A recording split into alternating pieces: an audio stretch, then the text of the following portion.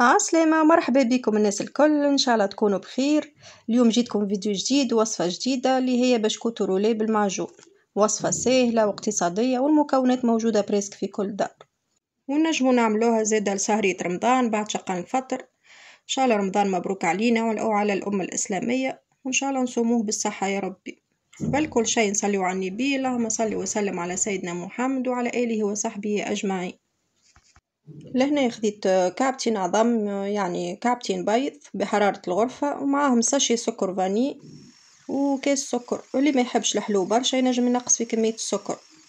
نركضوهم هكا مليح بالفوي اوتوماتيك، ولا اللي ما عندهاش معناها الفوي معناها هذيا بالكورون يركض بالركاضة العادية اللي باليد. هو من الأحسن الفوي هذه بالكورون تركض مليح السكر والعظم. والسكر نحطه تدريجيا هكا نركضه شوية ومن بعد نكملوا الباقي. نحب نشكركم الناس الكل على الكلام الحلو والتعليقات اللي تشجعني وتحفزني باش نواصل ونكمل معاكم. واللي دخل جديد وانضم لقناتي نقوله مرحبا بيك زادة، شرفتني ونورتني، وربي يبارك لكم الناس الكل ويرزقكم من ثمار الجنة ان شاء الله. نرجع للوصفة متاعنا. لهنا زدت كاس زيت زيتونة، وباش نزيدوا معاهم غرفة عطرشية، مغرفة كبيرة عطرشية. العطرشية تبنن البسكوي على الاخر. وتوا البنات باش نحط 400 غرام فرينة، ومن بعد راهو باش نزيد حكاية 200 غرام هكاكا زيت شوية توما ونوع الفرينة هاكا كيف تراوها مازال تلصق في اليد. وفي البلان دو ترافاي نزيدو الفرينة حتى تتلم. راني خديت الفرينة باش نغربلها، خديت الصفاية ونغربلها الفرينة اللي عندي الكل، وزدت معاها الساشي الخميرة ونخلطوها مليح.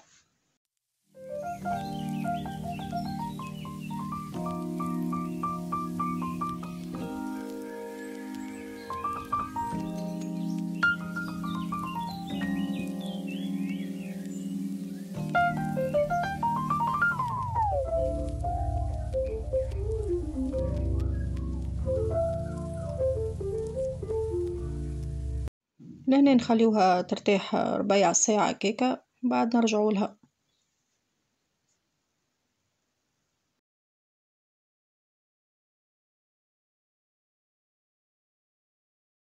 بعد ما ارتاحت العجينة ربيع ساعة نعملوها كبودان ونقسموها على 3 ولا على 2، وانتوما واش تحبوا الكبر متاعها.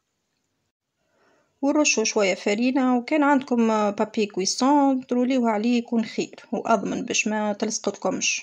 أنا ما عنديش الحق وفالي هكا. هاو نحلوها كيكة بالقلقال، تكون مش جويدة برشا ومش خشينة. نكملوها كيكة وبعد نكمل نحطو المعجون. تحبوا ترشوا فوق المعجون جلجلين ولا كان عندكم فاكية.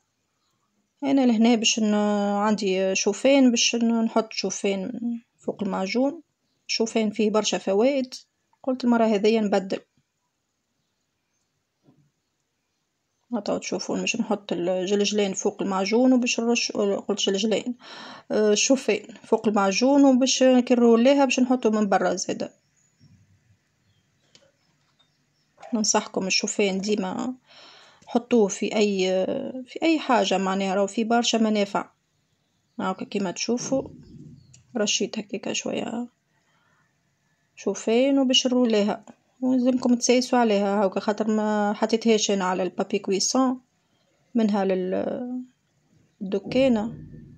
دونك لازمكم تسيسوا عليها هاكا روليت هنا خاطر تحطوا بزيت فرينه ما تخافوش قدرة ربي ما تلصقلكمش. وهذه باش نكمل معاكم الكعبه الثانيه وكا باش نحلها. كان لقيتوها معناها تتلصق زيدوا شويه فرينه، راهو كان تتلصق لكم بعد تهزلكم بصعوبه معناها ما تنجموش تروليوها بالكدا.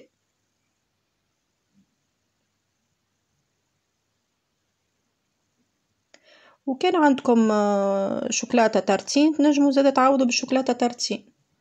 انا الحق اشتهيت الشوكولاته قلت الكعبه الثانيه الثالثه نكملها بالشوكولاته تارتين، قلت نخليها ومن بعد الفطور نمشي للعزيزه وناخذ واحده حكه كريم تارتين معناها شوكولاته تارتيني هكا. يا اخي كان شتيت حاجه اخرى يمكن خير.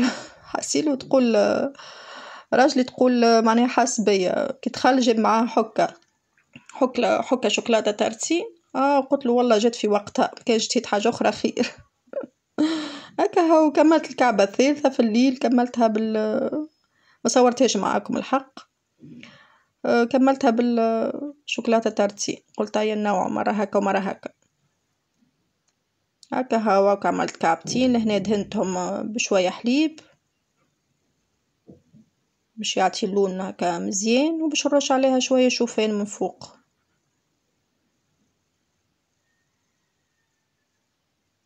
هاكا نبدلو حاجة جديدة هكا ونغيرو، وجاي رمضان توا حويجة حلوة هكايا والله ساهلة مش مكلفة هذيا معناها. والمقادير موجودة في كل دار، منتصور شكون ما عندهاش فرينة ولا ما عندهاش سكر، ولا السكر لا محالة هو ربي سهل فيه. وكها هاسيل لهنا وكحضر البشكوت متاعنا بسكوي جاي بنين بنين وفاوح ما نحكي لكمش، سختوك العطرشية بنتو على الاخر. هكا هاو هاني عملت العشية قهوة نسكافيه ومديت سويقاتي. ان شاء الله شهيدكم في الجنة. واللي وصل لاخر الفيديو نقوله ما تنسانيش في اللايك، راهو هذاك اللي يزيد يطلع الفيديو، ما خسرت شيء ينزل لي على اللايك. هكا هاو راهو بلاش فلوس يفرحكم. واللي دخل جديد وانضم لقناتي نقوله مرحبا بيك، شرفتني ونورتني. ما تنساش تشترك في القناة باش يوصلك كل جديد، وكل ما نعمل حاجة جديدة تجيك نوتيفيكاسيون. وتوا مبقالي كامش نقول لكم الى اللقاء في امان الله، وان شاء الله ملتقانا في فيديو جديد ووصفة جديدة، وان شاء الله رمضانكم مبروك وتصوموه بالصحة في الامان.